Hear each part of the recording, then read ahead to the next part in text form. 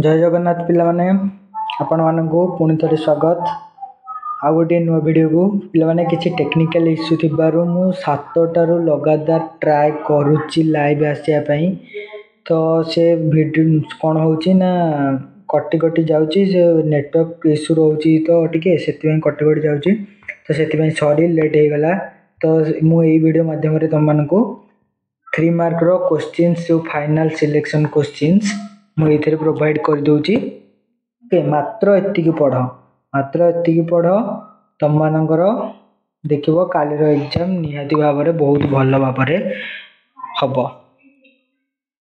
तो पिला माने जदि आपण माने हम चैनल को नुआ कर देखुचंदी ताले हम चैनल को सब्सक्राइब करी बेल आइकन को प्रेस कर दियंतु जा फल रे हम नुआ वीडियो रो नोटिफिकेशन आपण पाखरे सहज रे पहुंच जाई परिबो। तो चलंतु पिला माने देरी न करी जल्दी जल्दी वीडियो करबा डिस्कशन।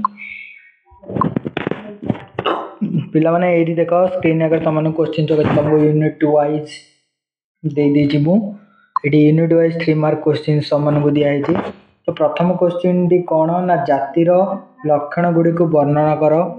पिला माने first sorry for this because my handwriting is very very bad so T adjust करि नबो। देखो जातिर लक्षण जो खरा बेले जो लाइव वीडियो आस्तिले से किए कमेंट करते कि सर हैंडराइटिंग जना पड़े तो सॉरी तार पीडीएफ मुझे देती टेलीग्राम रे जब तुम मैंने चाहे देखिपर। तो देख पिला माने प्रथम देती 1 नंबर क्वेश्चन कौन देती ना जातिर लक्षण गुडी को वर्णना कर। जातिर लक्षण गुडी को कौन कौन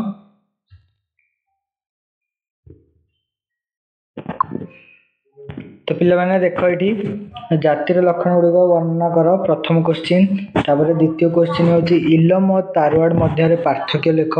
इलम कौन तारवाड़ कौन तुम 2 मार्क क्वेश्चन मध्य देथिली पिला माने एटा most very very important question unit 2 रो हला। तो देखो पिला माने तापर जातीय श्रेणी मध्य रे पार्थक्य दर्शाओ। जातीय श्रेणी मध्य रे पार्थक्य दर्शाओ। और पिला माने एई क्वेश्चन रो आंसर गुडी को मध्य मु पीडीएफ करके टेलीग्राम चैनल रे दे देबी। तो जो माने भी टेलीग्राम रे जॉइन है ना तळे डिस्क्रिप्शन रे लिंक अछि क्लिक करके जॉइन हो जाओ। एवं जदि 2 मार्क रो वीडियो रे देखि नांदी ताले डिस्क्रिप्शन रे लिंक दे देछि जेके 2 मार्क रो वीडियो देखिनियो सेडा होछि काली पई सिलेक्शन क्वेश्चन निश्चय से 2 मार्क रो क्वेश्चन भितरु गारंटी तुम मानकर क्वेश्चन आसीथिबो ही आसीथिबो। से 30 टी क्वेश्चन देखो आउ 3 मार्क रो 30 टी क्वेश्चन देखो निहाती भाव रे तुम मानकर एग्जाम रे काली बहुत भाव रे भलो हबो। तो देखो पिला माने जातीय श्रेणी मध्य रे पार्थक्य दर्शाओ ये गोटे क्वेश्चन। तापरे ग्राम और शहर समुदाय मध्य पार्थक्य दर्शाओ। ग्राम समुदायर वैशिष्ट्य गुड़िक लेख। व्यक्तिगत जीवन में जाति प्रथार प्रकार्य उपकार्य लेख। यौथ परिवार उपकारिता लेख। जातिर लक्षण आलोचना कर। यौथ परिवार सांप्रतिक परिवर्तन लेख है एतिक नोट करनियो है। ये 9टा हूँ तुम यूनिट 2 रो। तापर यूनिट 3 रो क्वेश्चन देख ये यूनिट 3 रो आंचलिकतावादर लक्षण गुडी को लेख। भारत रे सांप्रदायिकतावादर अभिवृद्धि कारण दर्शाओ। तापर आतंकवादर समाज उपर प्रभाव को उल्लेख कर। आतंकवादर निराकरण पई केतेक पदक्षेप और आंचलिकतावादर कारण गुडिक कौन लेख है। तापर पिला माने आंचलिकतावादर परिणाम लेख है। तापर जातिवादर विलोप पई केतेक पदक्षेप लेख। आंचलिकतावाद किपरि जातीय संहति उपरे प्रतिबंधक भाव कार्य करिथाए सेटा लेख है। तो तुमर एति रहला आ गोटे देछि कोन ना आतंकवादर कारण गुडी को लेख है। एति होछि तुमर यूनिट 3 रो क्वेश्चंस देखिनियो जो माने देखिनो भलो भाबरे देखिनियो एडी ओके।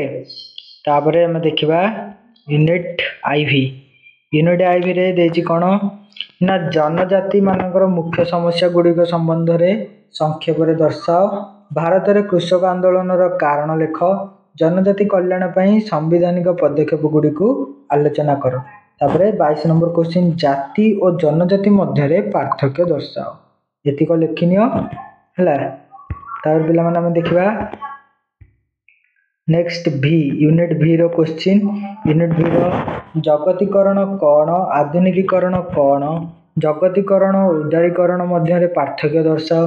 पाश्चातीकरण और शहरीकरण मध्य पार्थक्य दर्शाओ। ସହରୀବାଦ ଓ ସହରୀକରଣ ମଧ୍ୟରେ ପାର୍ଥକ୍ୟ ଦର୍ଶାଅ। ତାପରେ 28 ନମ୍ବର ହେଉଛି ସହରୀକରଣ ଆଧୁନିକୀକରଣ ମଧ୍ୟରେ ପାର୍ଥକ୍ୟ ଦର୍ଶାଅ। 29 ନମ୍ବର ହେଉଛି ପାଶ୍ଚାତ୍ୟକରଣ କ'ଣ, 30 ନମ୍ବର ହେଉଛି ଔଦ୍ୟୋଗିକରଣ କ'ଣ। ତ ପିଲାମାନେ ଆଶା କରୁଛି ତୁମମାନଙ୍କୁ ଭିଡ଼ିଓଟି ପସନ୍ଦ ଆସିଥିବ। ଏ ଯେତିକି ବି କୋଶ୍ଚିନ୍ ଦେଇଛି ୟାରି ଭିତରୁ ହିଁ ତୁମମାନଙ୍କର 3 ମାର୍କର କୋଶ୍ଚିନ୍ ଆସିଥିବ କାଲି ଏକ୍ଜାମ୍ରେ। ଭଲ ଭାବରେ ଦେଖିକି ପଢ଼ିକି ଯାଅ। ତ ପିଲାମାନେ ଡେରି ନକରି ଜଲ୍ଦି ଜଲ୍ଦି ଟେଲିଗ୍ରାମକୁ ଯାଇକି ୟାର PDF ଅଛି ସେଠି ଦେଖିକି ଆନ୍ସର୍କୁ ନୋଟ୍ କରିନିଅ। ଯଦି ତୁମମାନଙ୍କ ପାଖରେ ବୁକ୍ କିମ୍ବା ଟେଷ୍ଟ ପେପର୍ ଅଛି ତାହେଲେ ଏଇ ଆନ୍ସର୍ ଗୁଡ଼ିକୁ ଖୋଜିକି ସେଠାରୁ କ'ଣ କର ନା ନୋଟ୍ କରିନିଅ। ଆଜି ପାଇଁ ଏତିକି ପିଲାମାନେ ଏଇ ଭିଡ଼ିଓଟିରେ। ତ ଏଇଟା ହେଉଛି ଆମର ଲାଷ୍ଟ ଆଣ୍ଡ ଏଣ୍ଡ ଭିଡ଼ିଓ ହେଲା ସୋସିଓଲୋଜିର। ଏଇଠି ସୋସିଓଲୋଜିକୁ ଆମେ ସମାପ୍ତ କରିବା। ତ ଆଶା କରୁଛି ତୁମେମାନେ ପରୀକ୍ଷାରେ ନିଶ୍ଚୟ ଭାବରେ ଭଲ କରିବ ଏବଂ ସୋସିଓଲୋଜିରେ ପୁରା 100 to 80% ଆଣିବା ପାଇଁ ଟ୍ରାଏ କରିବ କାଲି ହେଲା। ମାର୍ଥା ଏଜୁକେସନ୍ ସହିତ ଯୋଡ଼ି ହୋଇ ରହିଥିବାରୁ ଆପଣମାନଙ୍କୁ ବହୁତ ବହୁତ ଧନ୍ୟବାଦ। ତ ପିଲାମାନେ ରହିଲି, ଜୟ ଜଗନ୍ନାଥ।